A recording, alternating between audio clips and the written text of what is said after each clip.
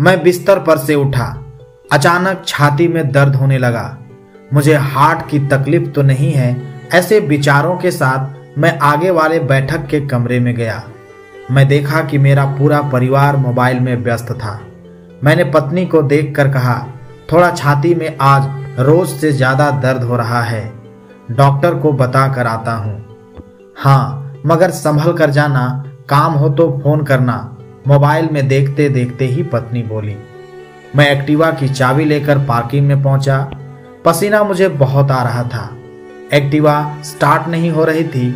ऐसे वक्त हमारे घर का काम करने वाला ध्रुव साइकिल लेकर आया। साइकिल को ताला मारते ही उसने मुझे सामने खड़ा देखा। क्यों साहब, एक्टिवा चालू नहीं हो रही है? मैंने कहा, नहीं, आपकी तबीयत ठीक नहीं लगती साहब, इतना पसीना क्यों आया है? साहब, इस हालत में स्कूटी को किक नहीं मारते, मैं किक मारकर चालू कर देता हूँ। ध्रुव ने एक ही किक मारकर एक्टिवा चालू कर दिया। साथ ही पूछा, साहब अकेले जा रहे हो? मैंने कहा, हाँ।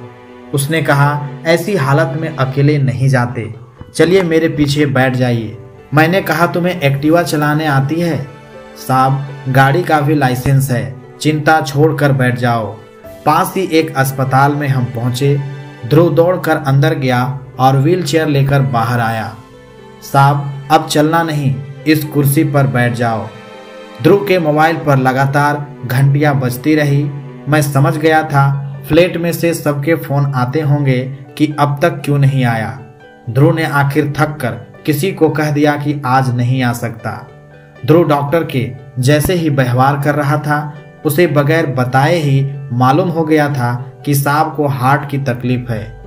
लिफ्ट में से व्हील चेयर आईसीयू की तरफ लेकर गया। डॉक्टरों की टीम तो तैयार ही थी। मेरी तकलीफ सुनकर सब टेस्ट शीघ्र ही किए। डॉक्टर ने कहा, आप समय पर पहुंच गए हो, इसमें भी आपने व्हील चेयर का उपयोग किया, वो आपके लिए बहुत फायदेमंद रहा। अब किसी भी प्रकार की राह देखना आपके लिए बहुत ही हानिकारक है, इसलिए बिना देर किए हमें हार्ट का ऑपरेशन करके आपके ब्लॉकेज जल्द ही दूर करने होंगे।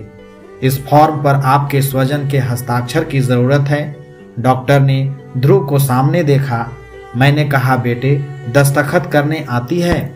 उसने कहा, साहब इतनी बड़ी जवाबदारी मुझ पर ना डालो। बेटे, तुम्हारी कोई जवाबदारी नहीं है।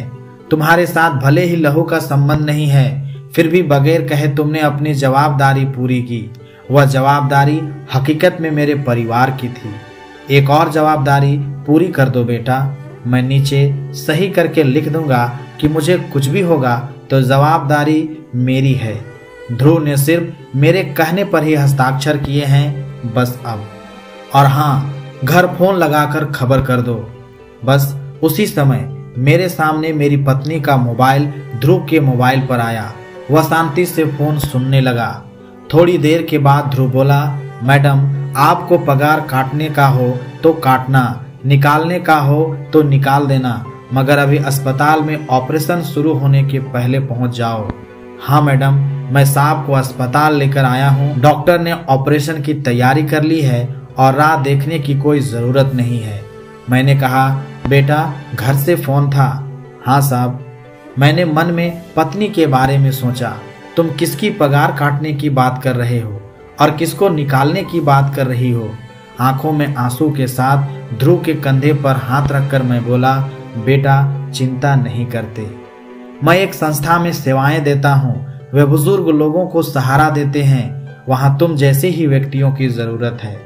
तुम्हारा काम बर्तन कपड़े धोने का नहीं है, तुम्हारा काम तो समाज सेवा का है। बेटा पगार मिलेगा, इसलिए चिंता बिल्कुल भी मत करना। ऑपरेशन के बाद मैं होश में आया। मेरे सामने मेरा पूरा परिवार नतमस्तक खड़ा था। मैं आंखों में आंसू लिए बोला, ध्रुव कहाँ है? पत्नी बोली, वो अभी ही छुट्टी लेकर गांव चला गया। कह रहा था कि उसके पिताजी हार्ट अटैक से गुजर गए हैं, 15 दिन के बाद फिर आएगा।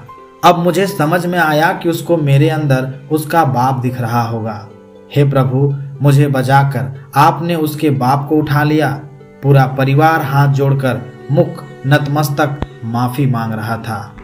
एक मोबाइल की लत अपने व्यक्ति को अपने दिल से कितना दूर लेकर जाती है वह परिवार देख रहा था। यही नहीं, मोबाइल आज घर घर कलह का कारण भी बन गया है। बहू छोटी छोटी बातें तत्काल अपने माँ बाप को बताती है और माँ की सलाह पर ससुराल पक्ष के लोगों से व्यवहार करती है, जिसके परिणाम स्वरूप वह 20-20 साल में भी ससुराल पक्ष के लोगों से अपनापन नहीं जोड़ पाती। डॉक्टर ने कहा, सबसे पहले यह बताएं ध्रुव भाई आपके क्या लगते हैं। मैंने कहा, डॉक्टर साहब कुछ संबंधों के नाम या गहराई तक ना जाए तो ही बेहतर होगा, उससे संबंध की गरिमा बनी रहेगी। बस मैं इतना ही कहूँगा कि वो आपात स्थिति में मेरे लिए फरिश्ता बनकर आया था। पिंटू बोला, हमको माफ़ कर दो पापा, जो फर्ज हमारा था वह ध्रुव ने पूरा किया। यह हमारे लिए शर्मनाक है। अब से ऐसी भूल भविष्य में कभी भी नहीं होगी पापा। बेटा, जवाबदारी और नसीहत लोगों को देने के लिए ही होती है। जब लेने की घड़ी आए तब लोग बगले झांकते हैं या ऊपर नीचे हो जाते हैं। बेटे, एक निर्जीव खिलौने ने जीवित खिलौने को गुलाम बनाकर रख दिया है। अब समय आ गया है कि उसका मर्यादित उपयोग करना है, नहीं तो परिवार, समाज और राष्ट्र को उसके गंभीर परिणाम भुगतने पड़ेंगे और उसकी कीमत चुकाने के लिए तैयार रहना पड़ेगा। अतः बेटे और बेटियों को बड़ा अधिकारी या व्यापारी बनाने की जगह एक अच्छा इंसान बनाए। धन्यवाद।